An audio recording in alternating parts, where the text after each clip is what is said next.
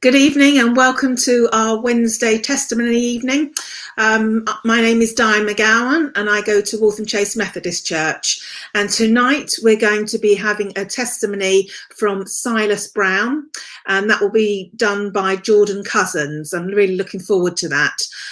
Just to remind you that on Sunday we will be live streaming at 11 o'clock. And this week, Nikki Fremantle will be leading and we will be having a sermon preached by Joseph, our minister. So if you're around on Sunday morning, please join us for live streaming. We look forward to you joining us then. So I'm going to hand over to listen to the testimony. We're going to split it in two, and halfway through we are going to be listening to an amazing song by Rend Collective, which is "The Joy of the Lord is My Strength," and happens to be one of my favourites. So over to the testimony, please. Thank you.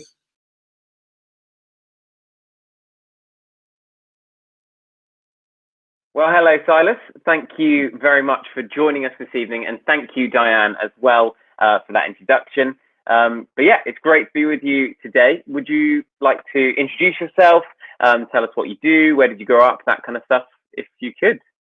Sure. So thank you, Jordan, and everyone at Chase Methodist for having me. My name's Silas Brown. I'm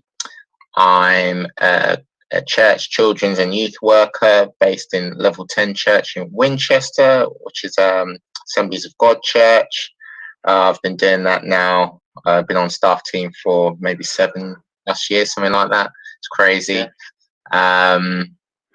That's me really in a nutshell. Where did I grow up? I grew up in Northampton. I was from London, born in London, but raised in Northamptonshire, in a town called Wellingborough. Most people are like, where on earth is that? It's north of Watford. That's all you need to know. So properly north then. It's pretty much in the north for us. Yeah. So yeah, fully Midlands, East Midlands. And have been there before I came to Winchester in 2011 for university. So Yeah, brilliant. And that kind of leads me nicely onto my next question, really, which is, so we've known each other for quite a long time. But yeah, do you want to talk about maybe kind of where we met and how we met? Sure. Our stories might differ here. So yeah, okay. This is my version. This is the only version you need to worry about. But yeah, we met through our time at university. So I remember, I think the first time it was during the Christian Union at the university, or the first instance I remember, and it was through the church search morning, is what I remember clearly, our conversation. So the Christian Union allowed Christian students to go around and see all the churches in the city as they decide where they want to be based during their time at uni. So that was our first interaction, and then through there, being in the Christian Union, then we served on the Christian Union leadership. We ended up being in the same church. We'll end up living together. It's you can't make this stuff up. No, I always love that about uni, how it does just bring people from very different walks of life, kind of, and it forces you together almost. You kind of have to meet so many people, and everyone in those first few weeks is kind of desperate to make friends, really, let's be real. Absolutely. And it's kind of like everyone, but then you slowly kind of build up and you start to work out after a few weeks, don't you? It's like, okay, no, I actually really like this person, and I could see like being really friends with them and stuff. Yeah, definitely. But of course, yes, as you said, you kind of grew up in Wellingborough and then ended up in Winchester. So what kind of led you? What brought you to Winchester itself? Kind of why did you end up there? It's funny because I was going to end up in the University of Leicester. I was convinced. I'm a certified mummy's boy, so I was like, I want to be away from home enough to live my life, but a short enough journey that I can get back. But it's basically, as soon as I decided that I wanted to adapt my course and start looking at course combinations, which was business management and sports management, I started to look further afield, and that was because I was volunteering, doing loads of kind of community sports stuff within the school and local community, with local clubs and all that stuff with my friends. And so you thought, well, I didn't even know you could do combinations. So since then, we started looking further afield, and teachers and close friends of mine, good friend of mine, Kieran and Adam, that they had said, hey, we're in Winchester. They've got like a big athletics track down there. So if you're trying to look for a combination of two, why don't you have a look? And so that's kind of how Winchester came on the list. And then once I visited the city, I liked the area, liked the setup. I wasn't really looking anywhere. I could live in Busy, a big city, if I wanted to, but I didn't really want to. I think purely because I didn't want to lose focus on studies and all the rest of it. So, and then I came into the city, and yeah, to be honest, I actually felt in the spiritual sense of peace. It's like, wow, this place is different. And I remember talking to a good friend of mine who rang me because he knew I was going to be there, and he had just said, "Oh, I'm pretty sure this is the place for you." I hadn't told him anything, but he goes, "Nah, mate, I can hear it in your voice. It's like you've found a place where you're going to be settled," and the rest was history, really. So that's the whistle stop story. And you're still there. You never left. I know. Who would have thought it? So now when I go back to Edinburgh, everyone just laughs. Yeah, thought you were only going to be there for 2 minutes, get what you need to do and get out. And I thought, yeah, funny that. Nice. So you mentioned there that obviously we used to live together, which was actually after uni, but we'll probably get to that a bit later. But we certainly got to know each other kind of through that time. I definitely remember your definite love of all things leftovers. Literally anything that's going, it was always in our fridge. It's a bit principle, no wastage. This is true, but when it's an entire vat of beans that you're never going to eat, does it need to be taking up a whole shelf in our fridge? That's true. I think that was that was a significant moment I think in my life of where do I draw the line. So yeah. And you're talking about biblical principles, kind of taking the story of the everlasting oil lamp and kind of putting your faith in that, in the fact that you never turn lights on. That's probably also maybe stretching it a bit far, which the name caveman came from that, of course. Pretty much. Because you just Pretty much. To live it in wasn't the dark. From the beard, ladies and gents. It was from that. Yeah. But okay, so obviously we lived together. We learned that we had a lot of differences in there, but also we learned we had a lot of things in common. One of which is, of course, representing behind me our love of Marvel, and of course Star Wars, obviously. But I got to ask you quickly, while we've got witnesses, what is your favorite Marvel movie? That's it's tough. We have these debates with all the Marvel fans all the time. I think could I say from like an angle of one that I think connects us both together that really sticks out and is easily in my top 2, probably 3 favorites. I'm not sure I can order it at this point. I think I know what you're going to say. Guardians of the Galaxy. Because I remember saying, "Oh, Guardians of the Galaxy." I'm like, I'm not interested in that. It's not Avengers. And we sat down and we watched that. I said, "No, you need to watch this." And the soundtrack alone, let alone how funny it was, that sticks in the memory of of our friendship bond. So that's definitely in my top 3. Whether I've got an order, it is difficult. I also remember another one that links us as well that I'll never forget is Captain America: Winter Soldier, where obviously, so we just moved in and to Keble Street, where you are now, and we didn't have a washing machine at that point. And we won't go too deep into the epic that is the story of that house. But do you remember, because we didn't have a washing machine, we went to the church and we just decided to cook dinner, do about 4 loads of washing each, which was hours. And we just sat and watched Captain America on the big screen in church. It was great. Wow, yes, I do remember that. That was, it was so late. It was like it was epic. 2 a.m. by the time we finished, but it was great. Like, that was a good night. Bags. Yeah, with our bin bags full of washing. Like, it was so bad, but great. So that one always sticks out for me. But we've kind of talked about what we had similarities, but there's also quite a lot of differences between us. I cannot stand basketball and could never play it.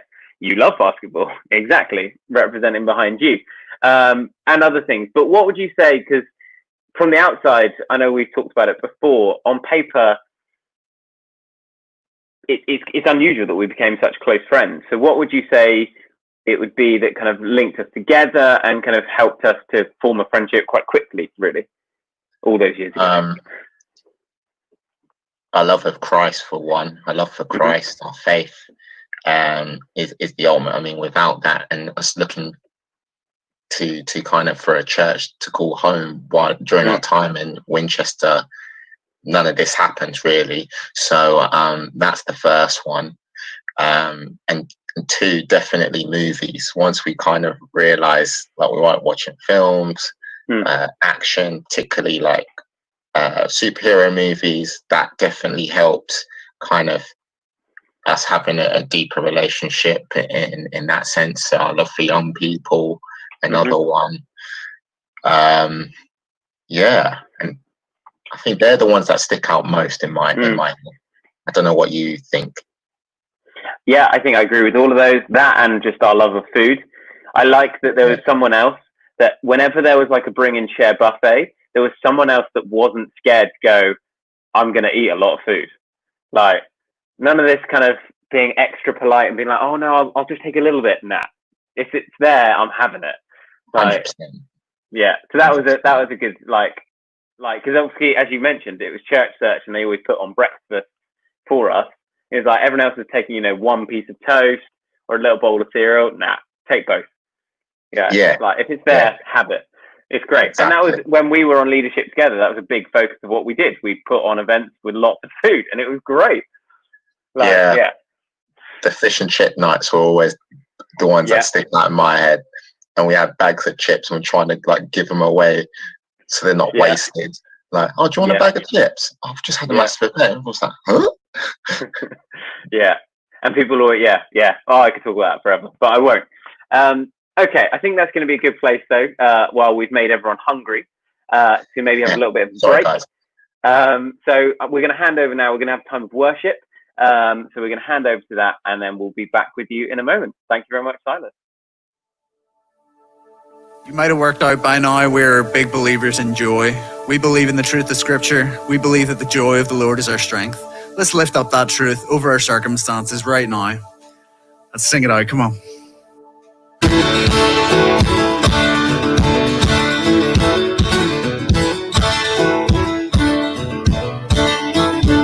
Though the tears may fall, my song will rise to you. Though my heart may fail, my song will rise to you. While there's breath in my lungs, I will praise you, Lord.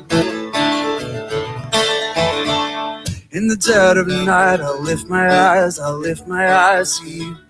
Though the waters rise, I'll lift my eyes to you. While there's hope in this heart, I will praise you, Lord. Oh, we're singing for joy, come on.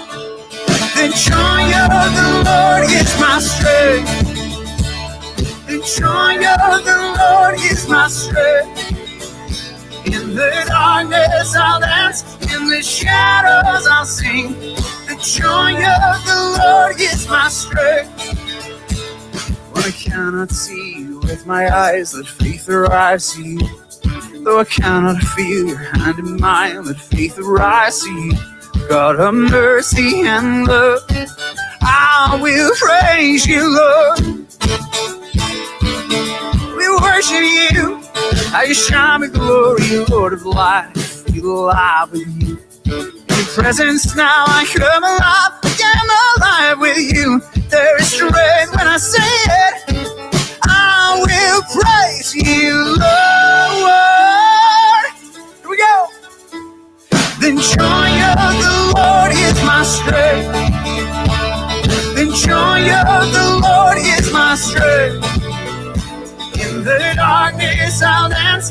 the shadows I'll sing. The joy of the Lord is my strength. I believe that the joy of the Lord is my strength. The joy of the Lord is my strength. In the darkness I'll dance, in the shadows I'll sing it. The joy of the Lord is my strength. Oh yes, Lord. We got a joy the world can't steal, that passes understanding. Oh Lord. Oh. When sorrow comes my way, you are the shield around me. Always you remain my courage in the fight. I hear you call my name. Jesus, I am coming, walking on the ways. I'm reaching for your light. The joy of the Lord is my strength. Let's sing it out. The joy of the Lord is my strength. Wherever you are. In the darkness I'll dance, in the shadows I'll sing it. The joy of the Lord is my strength. Let's choose joy. The joy of the Lord is my strength. The joy of the Lord is my strength. In the darkness I'll dance, in the shadows I'll sing it. The joy of the Lord is my strength. The joy of the Lord. The joy of the Lord is my strength. The joy of the Lord is my strength. Even in the darkness I'll dance, in the shadows I'll sing it. The joy of the Lord is my strength. Oh, amen.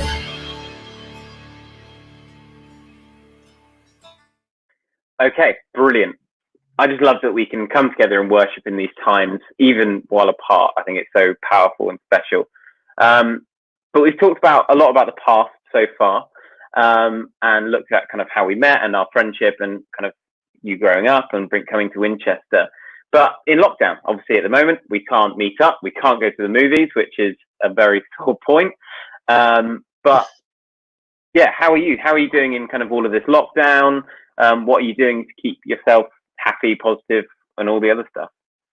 Yeah, it's a very strange experience, really. I think for me, like practical things, listening to music's helped, definitely.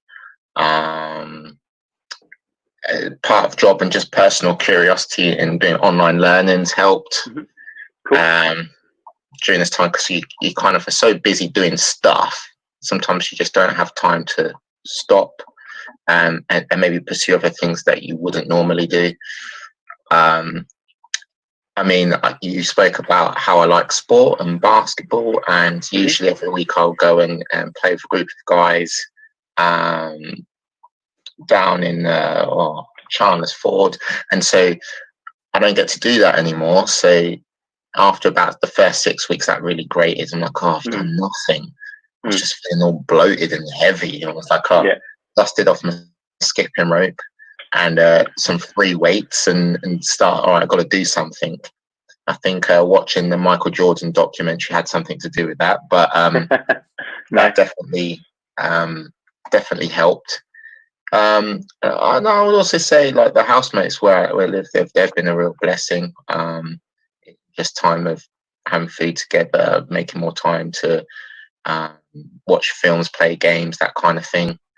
And the actual church Zoom. I mean, imagine us going through lockdown without Zoom, Facebook, Insta, whatever, and all these opportunities that we have to communicate. I think the story would be very different. So being able to connect with family and friends you haven't spoken to in ages, and really, we've got time, let's talk. That's been really cool. And it's helped me stay positive. But there are times when you do just feel a bit low, a bit down, a bit fed up, a bit bored. And so I don't want to paint a lovely, perfect picture like, oh yeah, it's been all great. There are times like, man, this is dragging, this is hard work. And so if that answers your question, I hope it does. Yeah, no, definitely. And you kind of hinted there, talking about the church Zooms, and obviously you mentioned before you are the children's and family worker. Is that your official Yeah, title? Children and youth? Who knows? There's so many different titles in church work. yeah. Change the title depending on who I'm talking to and what for. Yeah, that is key actually. But yeah, how is it kind of working for a church in this time? Obviously, a lot of what we do is very people focused, and meeting with people and having coffees with people and mentoring and all that kind of stuff. Like, yeah, how is it for you working in this time in a church? Yeah, it's very strange. I have to say, just not seeing people, people of the church, your colleagues. Like, man, in fact, you can't hug them. Like, just hug people. Yeah, I'm a hugger, ladies and gents, and yeah, that's hard. And you kind of think, yeah, that's going to be an impact, but you don't realize the depth of that impact. Yeah, that's been really, I found that quite tough. Yeah, and everything's through screens. So, I mean, it's great that we can still connect and we're having to be intentional about our connection with people, or we're just going to be a recluse. But at the same time, yeah, sometimes going through screens can be exhausting after a while. So, just to be straight and honest with you. So, yeah, it's like whole kind of melting pot of emotion, you know what I mean? Yeah, no, I really do. It definitely, similar situation really for me. And the constant meetings, like so many Zoom meetings. It's definitely. But yeah, the fact that you work for a church probably is a bit of a giveaway as well, that you might know a little bit about this guy Jesus. And yeah, exactly. Who? What? But I just would love to know maybe a bit more about kind of how you met Jesus and kind of if he's made a difference in your life kind of so far. Yeah, so spoiler alert, the answer is yes. He has made a difference. Yeah, for those who like to read the end of the books first to see if it's worthwhile you reading, then I'm just going to tell you, yes, he has made a difference to my life. Cool. And I hope that sparks some curiosity to listening to kind of the journey for me. Anyway, I digress. Yeah, so I grew up in Wellingborough. When we moved back to Northamptonshire, my mum kind of got back into church life through chancing. I think it was with my godmum, maybe in somebody else, or I'm pretty sure it was with her. And yeah, we started attending church. She found faith and wanted to be an active Christian and baptized. And then kind of a few years later, we moved again. Well, it was in Northampton, then we moved to Wellingborough. And there was a new kid on the block and was enjoying church and all the rest of it. But I think the move I did find difficult. It wasn't plain sailing. I was the new kid in the block to play out. And so you kind of make friends. But as with any kids do, they fall out. Fell out just because I was new. I wasn't the it kid. And that wasn't with everybody, but just with certain few. Yeah, I was the weird one that stood out because I went to church on the Sunday. Like, why are you not playing out at the same time? Why are you going out twice a day to services? Yeah, fell out because I looked different. So because I was a black boy, and mainly kind of in a block that was full of white people mainly. There was a few, but that was an element of that. So bullying because of that as well. Along with a kind of another, there was a Sikh family on another block. So I can't remember some of those experiences there, which weren't pleasant. And so that kind of made it harder. Just feeling like to settle into this new area, and often I'd be running in crying and all this kind of stuff. And they said I'm worthless or da da da da da. But my mum kept telling me, actually, what does God say about you? Remember, Jeremiah 29:11, reciting that to me. You're not worthless. You are loved. You are cared about. Jesus loves you. You should always remember that. And I think the repetition of that made me actually want to dive in as well as being in church and Sunday school. I investigate the Bible more for me, and I think seeing other people's baptisms and exits. I want Jesus to be my friend. I want to follow him for the rest of my life. The hope of actually we're temporary in this world, and actually there's a promise of that we can spend a life with him where there's no pain and hurt, and those things really, even at a young age of 8, I didn't get it all, but the thought of that was like, oh my gosh, that's available. How does that happen? And so I didn't know everything, but I knew enough that I wanted to be with Jesus for the rest of my life. And that kind of led to the story of accepting Jesus as Lord, and wanting to follow him and go on that journey and be serious about it. So I was quite young. I was 8 years old. That caused conflict in itself because I'm young, and different churches have different stance points on stuff, which we probably won't go into today. But that caused a bit of tension between my mum and I. But after 6 months, a year, I can't remember exactly, they said, no, he's seriously keeping asking. This is something he really wants to do, and he can explain that in his own words why. And so they let me get baptized. And so that's kind of my journey, really. So I think for me, it's just Jesus, the promise that he never leaves. He says he'll never leave us or forsake us, and that has been a sense of hope. The love that he gets, that even if no one understands, he understands. That was helpful in my teen years. Knowing that all things work together for the good of those that love the Lord, called according to his purpose in Romans 8:28. That was a big encouragement to me. It's my favorite Bible verse. Cool. Yeah, just the sense of faith, hope, and love that even if I don't see the change yet, actually God's got a plan and he's working it out and trying to guide me, help me, instruct me to be better. That's a couple of things of how he has helped me. Awesome.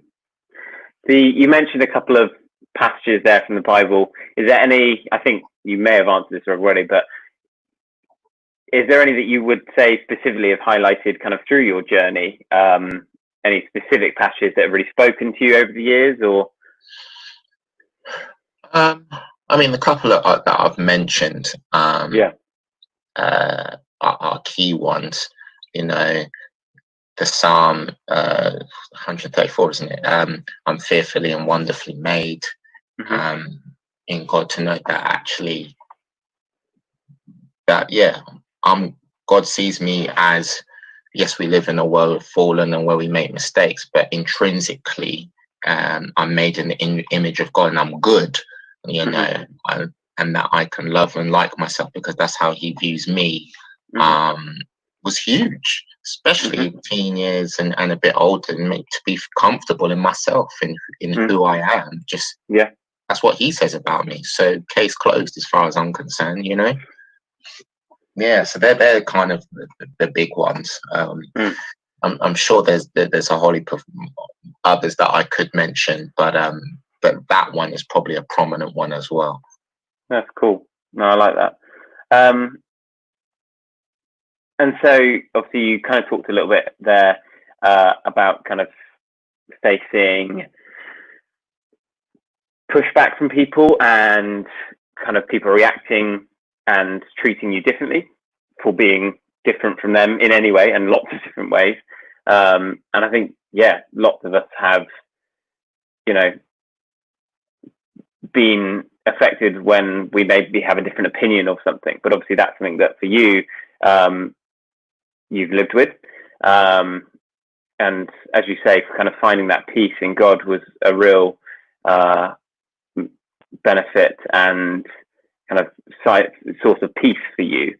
But in light of the current situation as well, that's obviously going on globally, in the response to the death of George Floyd, and the protests that are happening all over the world, kind of, do you want to maybe weigh in a little bit on that and say kind of your thoughts on what's going on? Sure. Yeah, the whole couple of weeks has been a lot, hasn't it? I felt a whole kind of myriad of emotions, from upset to anger to hopelessness, powerlessness. You can't directly do anything, like someone just helping intervene in this situation. Talking about friends and family, and to the point where you just cry down the phone. There's a whole heap of emotions that just, it's just been a lot, I think, for all of us, but particularly, for me, and having experiences where it's the feeling I may not have lost my life, and heartfelt thoughts to the family of George Floyd and Breonna Taylor and the others that have sadly died, particularly in this recent time and further back. That feeling of not being accepted because of how you look, or seen in a certain way, or inferiority, or because of the color of your skin. It hurts, and I'll be lying to say that kind of the pain of that has resurfaced, even for me in the last couple of weeks. I suppose the hope that I take from my own story, in the one hand, is that how the story ended with my testimony. Yes, I found Jesus, which is, God can take anything and turn it into good. The other part of that story is that the groups that of people, the other kids in the block that I fell out with, we became great friends in time, and close friends during those times. So in that time, I remember the kind of God whispering to me, remember how that story ends? And knowing that actually we spend enough time in getting to know each other and pushing past the things that are different and seeing the things that bring us together, things that we have in common. Actually, we do have a chance to move forward. So that's on the other hand. I think this whole look, we're in lockdown, and lockdown is forcing us to reconsider everything. People are saying, what are my jobs looking like? What's it looking like in terms of my workplace? What's it looking like in how I manage resources for me and mine?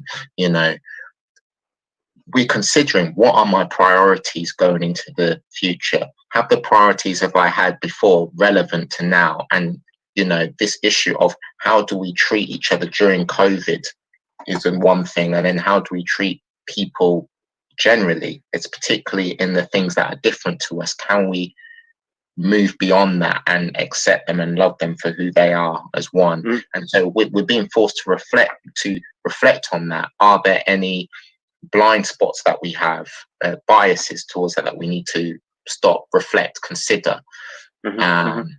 And so I wouldn't have wished that situation no one would have, but I think the level of reflection that is happening, people that approach to say, look, this is not right, I don't want to stand for it, in my view is positive, particularly when they are peaceful. I don't advocate violence, but the things that we are seeing where maybe they have turned violent as well, I think we need empathy to understand what's the lens in which they're seeing it and why they're doing it. Is it because they, I don't know how else to explain myself. I feel like I've gone through periods of time where I've not been heard, so I'm going to just, know. And so we really need empathy at this time. And then what changes do we need to make on a personal level in our own households?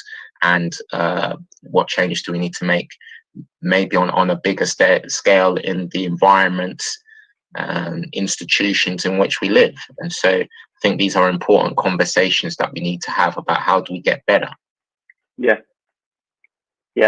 I think it's true. It's always looking for how can we move forward as a whole nation. Because, you know, I can sit here and I know I've never experienced kind of people treating me differently for the color of my skin. That's not something that I've experienced, but I can recognize that that's not fair, that people are.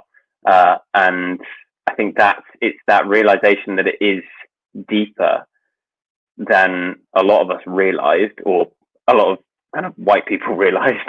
And I think, as you say, there's the positive has been that people are now reflecting more. And it's sad that it's taken so long for us to get the message. You know, there's been years worth of this, but at least something is happening. And you know, I think it's important to have these conversations. We've spoken obviously before this as well, and I think those conversations are important. It's kind of that recognition and realizing, now what can we do? I think, you know, would you agree with that? Or yeah, absolutely. And I think, you know, accept our feelings on this, like they're telling you something. So, you know, if we're fearful about talking about hot button topic, like and such a personal thing as racism, you know, then you realize that actually it's important that we talk about it, because maybe we're living in an environment where we don't talk about it. And not only talk about it, but we listen to other people and their experiences and the lenses in which they see it, and listening to understand, not just listening just to put our 2 pence worth in and shut everyone else down, because actually it doesn't progress the conversation further. And so if we can, come to the table and have a conversation, you may not necessarily have the afters, but talk about it. I think it's a good place to start, particularly in Britain, where we're quite conservative and don't like talking about certain things. Oh, no, we can't talk about that. Actually, we need to be braver, and not braver in being a macho, but braver in our vulnerability, to be honest about, hey, this is where I'm at, this is what I'm feeling, and kind of lean into those conversations where we're not kind of sure where the outcome is. I think there are areas that we can grow and be better. And so, I just think it takes courage and vulnerability, and particularly on the racism. It can be something that a lot of people have been illuminating, like, oh my gosh, I never even saw that, or I never knew you even thought about that. I don't want you to feel a sense of guilt, or a sense of us and them, but it's like, how can we as individuals and as communities be better in respecting and loving our brother? I mean, Jesus said, I can sum up all the commandments in one: love me with everything you've got and love people. I'm paraphrasing, but essentially that's what he said, you know. And how do we do that on a base level, and how do we do that in every environment that we're in, and encouraging others to do the same? And sometimes go on. Or I could talk. I was just going to say, it's important. But I was going to say, all I was going to say on that, kind of to paraphrase as well, you know, when the Bible talks about love, it's very specific in kind of how it describes love. The classic wedding verse of 1 Corinthians 13, blah, blah, blah, love is patient, love is kind, etc. You know, that love that Jesus is talking about, and the love that's described there, there's no room for racism in that. Like, there is no room for how it's described to kind of put that in there as an insight. It doesn't work like that. Love is love, and that's unconditional to everyone. Like, that is how it works. That's the love that, from my understanding, is presented. I think the difficulty comes is when it can be hidden, and I think with racism, it is swept, as you say, it is swept under the rug. It is hidden, and that I think is where some of the real danger lies. But I think it's like, you know, if people say, you know, if you ain't got something to, if you don't like something about it, tell me to my face, you know, don't, and so I think that kind of illustrates that what you're saying is that, you know, if it's all underhanded and we don't talk about it, it's worse. It's like it becomes the big elephant in the room that no one really wants to talk about, or no one really wants to accept is there, even if it's not you directly, but maybe we're in a certain environment where it's rampant inside, whichever your vantage point or viewpoint is. just accepting, acknowledging it, kind of gives us a viewpoint to then have a discussion. And whichever viewpoint you stand on, and we can listen. But I think understanding it's a sin as well, and with every sin, God calls us to have a sense of forgiveness so that we can move forward. Where possible, if two sides can reconcile, knowing that it takes two, that's a beautiful thing as well. And it's a process. Sometimes it's not something that just happens straight away. It's a process of unpacking and going through stuff. And so, I think just being realistic about where's your starting point in that. But let's not be afraid in having conversations. And, the Bible talks about racism. Bible addresses, descriptions of people and different, creeds, race, whatever you want to call it. And I remember Colossians in saying there's no Jew, no Greek, but, Christ is all in all. And that's the standard we're trying to aspire to. But if someone's saying that isn't the standard that I'm experiencing, okay, well, don't run away from it and don't take it personally, but let's understand, well, why is that? Have I got some blind spots that I haven't been realizing? To put it in another example, there's privilege that I experience as a man because I'm a man, and society has, in some ways, is allowed me to enjoy certain privileges that that I don't even think twice about. But for a woman, they do think about it, and it's just being aware of my blind spots, that I have blind spots in there, and how can I be better? And that's what my hope, my takeaway for everyone listening would be this: how can I be better and engage in conversations, be intentional about them, even though they're scary. Make those changes, stand up where injustices are wrong. That's what the Bible tells us to do. Call it out, address it, get better. And if we need to find knowledge or wisdom in helping us do that, then let's do it. So racism is abhorrent, and is one example of that. But I'm pretty sure that in the same breath that is highlighting, there are others within that we can get better.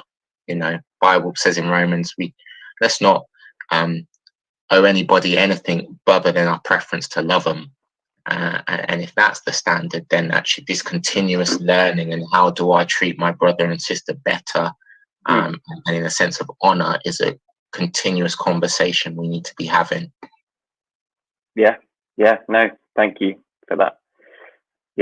Definitely. It's going to be a long process. It is, and I think it's then people understand I'm not. God could do it, and see miracles, but I think that actually this is about our individual heart attitudes on this, and it's the choices and the decisions we make. So I don't necessarily go to sleep and wake up that racism has disappeared in a day, but I hope that we are on a journey where it's, as I keep saying, I don't know, the editors must be counting how many times has he said this. How can we be better? I think is important. So I hope that is a level of encouragement to people. Don't be fearful of it, but let's talk and lean into it and understand our experiences on things that we've experienced, and sharing of stories or reading of stories, if it even if it's not necessarily reaching out to other people, like, let's read the stories, let's see what's going on, so we can be the most informed people we can be. Definitely. So for anyone who might be watching this as well on a different tack now, who maybe, we both kind of made it quite clear we're Christians and we know this guy Jesus. So for anyone that may be watching that maybe doesn't have that direct relationship, or is maybe exploring, what would you kind of say to them in this time? And in general, what would be your kind of top tips for someone that is maybe exploring or doesn't know? Why not?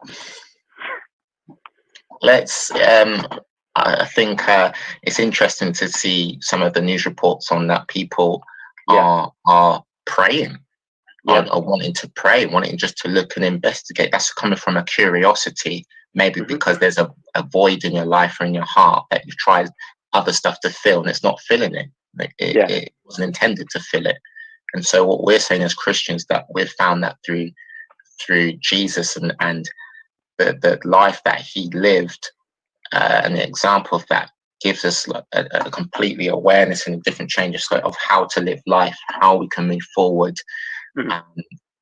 in him. And so, yeah, give it a try. Keep asking questions. Those questions that are uncomfortable, keep asking. If Jesus, I say to both Christians and those who are not, if Jesus showed up at your door right now, what would you ask him? Yeah. And if you could write those down, what would you ask him?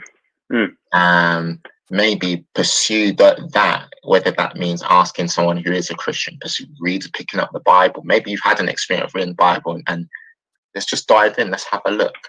I just think there's so much, you mentioned it in 1 Corinthians, of faith, hope, and love that we find in him that can help us not only as live better, but find our identity and hope in him. There's so much he provides that it's too big not to just be curious enough to ask. Why not? Cool. Thanks. And as we come to a close, really, my last question for you is, so look into the future, and whenever it might be, when lockdown has ended, for you, what is your first thing you're going to do? Oh, that's a big one. What am I gonna do? Or what would you like to do? That one's easy. Like to do hug people. Yeah. And I think there's probably going to be a space of a month or so where I'm going to be hugging people and I'm going to be crying. Yeah. Because we were built for connection in one way or another, and we're interdependent. That's the beauty of how God made us. So hugging people and sharing a lot of tears, spoiler alert, it's going to happen with me. So I'm sorry. What about you? I agree with that. I think so for Ellie and I, it'll be to go meet our newest niece who was born in April. So that'll be really special to actually go meet her. But then kind of on a more, I guess, flippant one as well, go to the cinema.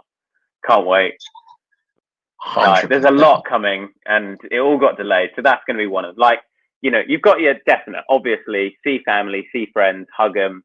Yeah, all really important. I'm not saying that's not important, but the cinema is following in after they're on the list.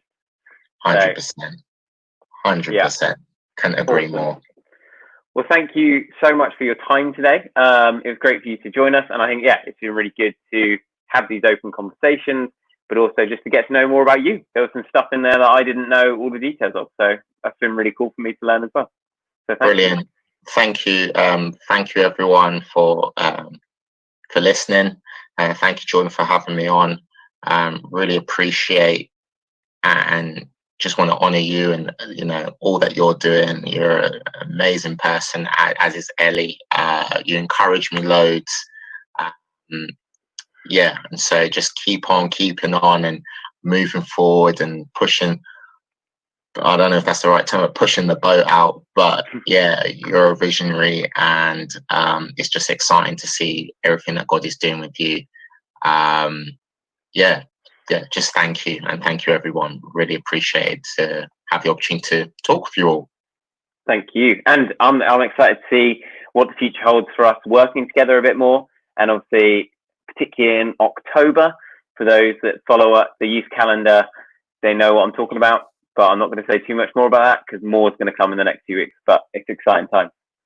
Cool. All right. Thanks, mate. I'll see you soon. Cheers. And we're going to hand back to Diane now. Thank you very much. Well, thank you very much for that amazing testimony, Silas. It was lovely learning more about you and your testimony, and I hope it's encouraged others as well. If it's touched anybody and you've got some questions to ask, we do have a help at chasemethodist.org. that you can get in contact with us if you have any questions. And I just hope that the testimony will have encouraged you, and perhaps you will become part of Silas's testimony as well in the future. And I thank you also, Jordan, for asking all those questions. I'm going to say good night to you all now, and just to encourage you, don't forget Sunday service at 11 as well. Thank you all. God bless you, and good night.